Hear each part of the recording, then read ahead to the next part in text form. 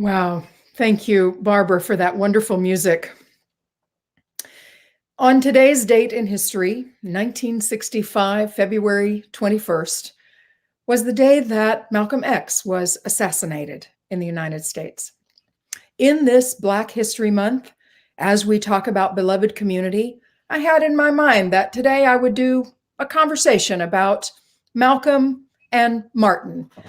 That's not a topic that is unexplored, but I thought perhaps I'll think how these two great leaders thought about community and building strength in community.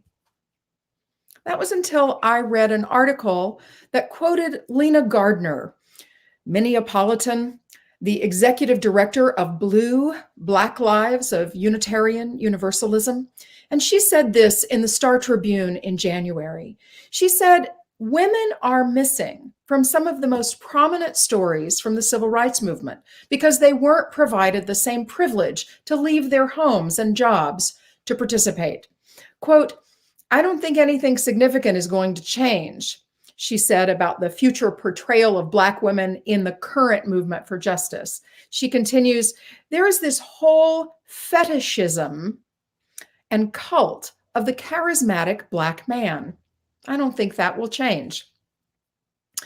Well, when Lena Gardner speaks, I think it's important to listen, and I began to see that that's exactly what I was planning to do, was to focus on these two great, well-known leaders in the civil rights movement. And what am I missing? What voices are left out? And I thought, if a shift is to come, how can we help that shift? That Lena is fairly pessimistic may happen. Well, I think we can help this shift by learning about Black, Indigenous, and other women of color who are leading in their fields and broaden our understanding of who shapes movements. Learning about women like Margaret Bonds, the composer that Barb Brooks told us about. I didn't know about her before, and now I know something that I didn't know before about who helps bring the ideas of music into the stream. Learning about women of the Black Panther movement provides a contradiction to the hypermasculine aura of the party. It was women like Kathleen Cleaver and Frederica Newton, Elaine Brown, and others who conceived and coordinated the transformative breakfast program for school children. Learning about Ella Baker that Allison told us about, so that she is as important in our understanding of the civil rights movement as Dr. King and Malcolm X. Learning about Fannie Lou Hamer and Diane Nash and many more. Prioritizing the expertise and leadership of women. Indeed, having women at the table makes a difference to how decisions get made. Today, we are honored to have Tyra Thomas of Street Voices of Change with us. Street Voices is affiliated with Align Minneapolis, of which FUS is a member congregation. Tyra is a leader with Street Voices and has been instrumental in getting the Shelter Residents Bill of Rights off the ground and into the Capitol for legislation. Tyra, it is a pleasure to welcome you to First Unitarian Society. Thank you. Good morning. Good morning. Thank you for having me. Tyra and I sit on the steering committee of Align Minneapolis together, and I've been looking for an opportunity for us to have a dialogue. So here we go. I just want to talk and ask some questions about your work as a leader, and for you to help us understand some things about the Shelter Residents Bill of Rights. So we'll just chat a little bit. Will you tell us a little bit about Street Voices of Change? Just a little thumbnail sketch about the organization. Street Voices of Change is a group that came together 4 years ago over conditions and concerns that was happening at shelter. For a long time, I was walking around by myself, wanting to have that conversation of my traumatic experience at shelter. And even though it was not all bad, it was traumatic enough where I needed to do something. Something had to be changed. And for a long time, I was walking around just like talking to people, and even other homeless individuals who were afraid of, having that conversation. Some of them still homeless, and in those shelters, and worried about reprisals or retaliation, or um, and I found this group. It's small at the time at Central Lutheran in Minneapolis, and it was like such a relief to find a group of people that had the same concerns. And the group grew, and now we have 4 locations. It took us um, a lot about getting to know each other first. Even though we see each other outside when we were homeless or at shelters, um, um, folks were not really getting to know each other. And so through that space, we were able to talk about those concerns and came up with a solution. And that was the Shelter Residence Bill of Rights. And so for it to now be at the Capitol, it was almost like shocking. It was like a dream. Like, is this really happening? Am I really here talking to lawmakers about dignity and respect, and how we can be our brothers and sisters and siblings keepers? It was just amazing that we are now floating around in a bill at the legislative level. It's Oh, exciting.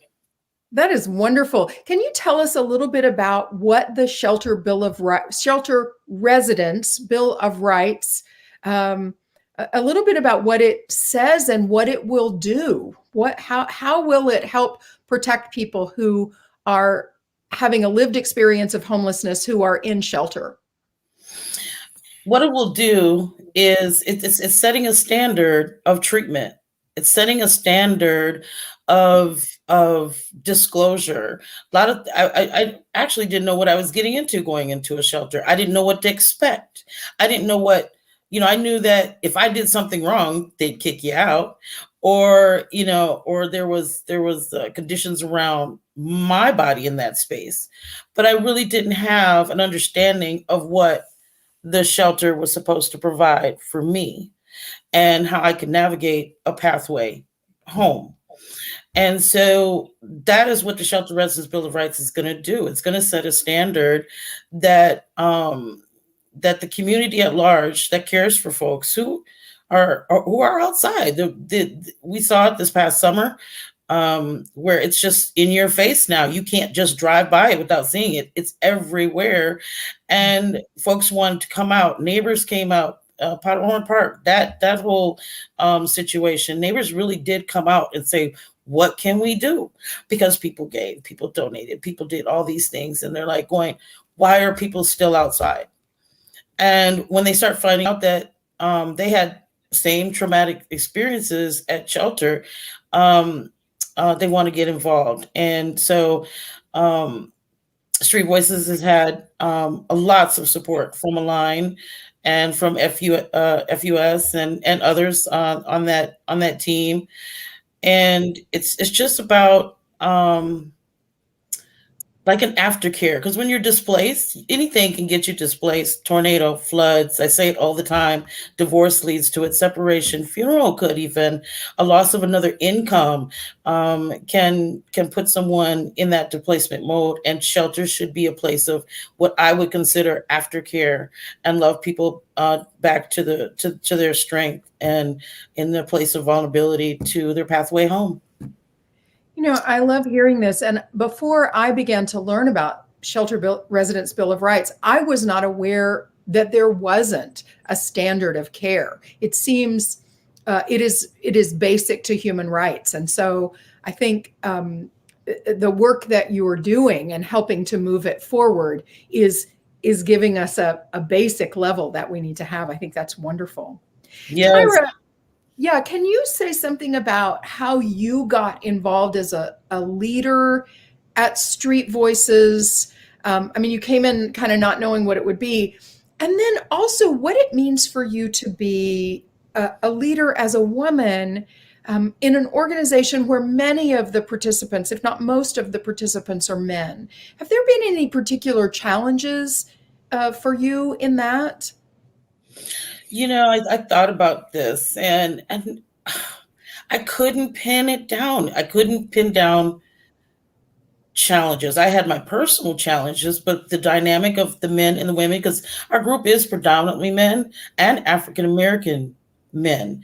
Um, I think I just really believe that that space just really humbled everyone, men and women of the homeless community.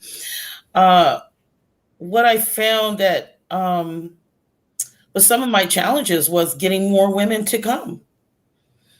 That was actually my challenge. And I was like, okay, what is it that we can't attract more women to the group? Are they feeling intimidated? Is there a challenge there for them? I really don't know, but you wouldn't know unless you came to the group. So I did find that we had plenty of men beds for men, and we were lacking in enough beds for women, and predominantly the second highest rate of homelessness is Black women in Hennepin County. And so it was like, well, how do I get them to come? How do I and I just really tried to do some footwork. All hours of the night. I truly believe you have to go to dark places if you want to shine a light. And I rode the train all night sometimes, from 11 at night to 6 o'clock in the morning, trying to seek out these women's and bring them to the table, that they had a safe place to have a conversation and their stories would be respected. And it's just still seems to be a struggle to have more women. With my place as leadership in that role, I am surrounded by some beautiful African American, Black and brown men. I just don't even know what to say. It's like they're just awesome. They're just awesome. If I'm having a bad day, folks address it, if things are going well, folks address it. You just feel this sense of camaraderie, and I just couldn't really find a challenge. That's wonderful. I love that. And I love that quote. You have to go to some dark places to shine a light. But also the story that you tell over and over at Align, at the steering committee and in other places, is the full humanity of seeing the full humanity of people in all of their beauty and brokenness. And aren't we all in our various ways, both beautiful and broken? Mm-hmm. And I think it's easy sometimes to pass by people who are having a lived experience of homelessness, pass by the encampments, pass by people who are standing at the street corner and kind of avert our eyes, or not see the full beauty, as you're saying, of these wonderful people that you get to work with. And I'm so grateful for your work in this and continuing to lift that up, continuing to lift up the dignity, because it's there. As Unitarian Universalists, we affirm the inherent worth and dignity of every human being. And sometimes it's easier to see than others. And so this is good to be reminded over and over again about this. Yeah.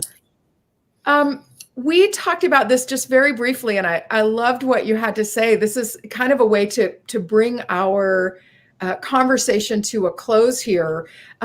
What advice would you give to people who are searching to find their voice in leadership? If I remember saying, find your passion. What are you passionate about?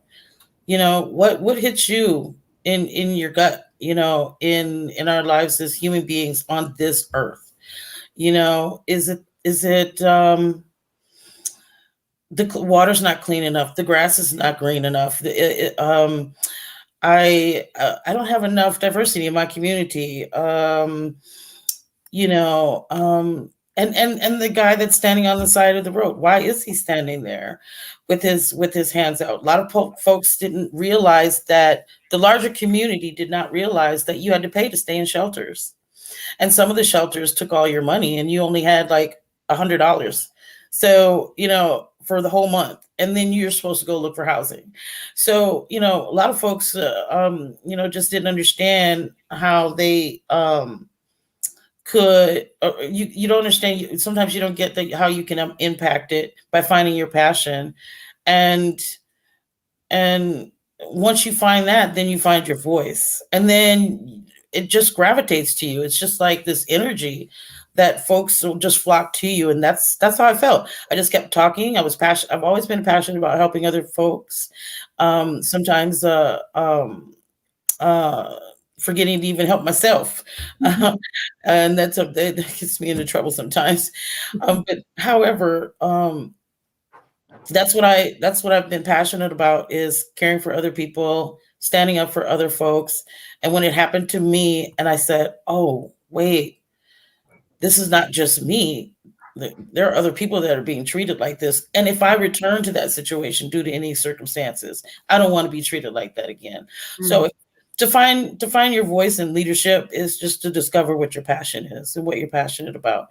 Like the song we heard earlier today, The World End As We Know It. I love that song. It's still ringing in my head. That's passion. And that brought a voice to a very powerful place in time we are in our world right now. So just finding your passion. Oh, thank you. We are blessed by your passion, and I'm so delighted to have gotten to have this time with you. I want to say to all of our FUS members and friends that we hope that you will register and attend the webinar tomorrow night. Align Minneapolis is presenting a webinar about the Shelter Residents Bill of Rights, what it is and how we can help pass it, how we can help get it through the legislature. It's there now. You, Tyra, and many, many people have done the legwork to get the bill jacketed and moving through the process to become law in Minnesota. There's more information in the Friday email about this webinar, and I hope it's going to be in the chat either now or very soon. Maybe it is a good time that we come to the end of the world as we know it, because more and better is waiting for us as we bring it forward, as we listen to the voices of women, of people who have traditionally been marginalized, who have wisdom and experience and expertise, who need a voice at the table to help bring about the world of justice that we so much seek. Tyra, thank you so much for being with us. And I hope we'll get to do this again. Yes, thank you for having me. You bet.